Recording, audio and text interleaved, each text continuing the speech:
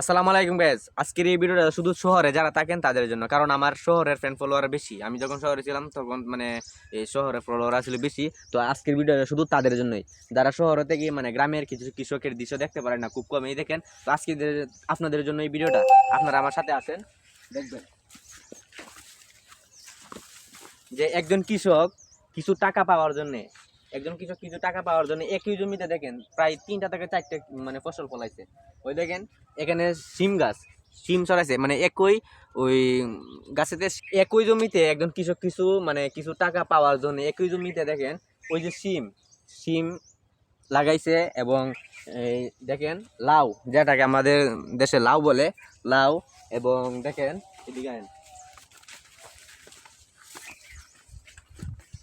এই যে মূলা, এখন শীতের সিজন, অনেকে মূলা খুব মানে ভালোবাসে। আমাদের গ্রামে যখন হাটে যাই মানে মূলা পাওয়া যায়, লাল শাক, মূলা শাক, মানে বিভিন্ন ধরনের তরকারি পাওয়া যায়।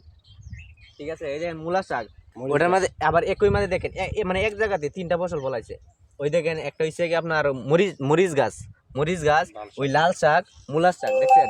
একজন কৃষকে কত টাকা করলে মানে কিছু টাকা পাওয়ার জন্য কত কষ্ট করে। ঠিক আছে, এই দেখেন আরেকটা মানে একই জমিতে, পাশের জমিতে টমেটো।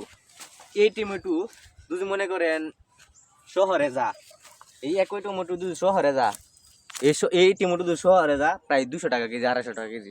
অথচ আমাদের গ্রামে এখনো 80 টাকা, 90 টাকা কেজি। এর কমেও পাওয়া যায় যদি লাস্ট বাজারে যাই, তাহলে এর থেকে কমেও পাওয়া যায়।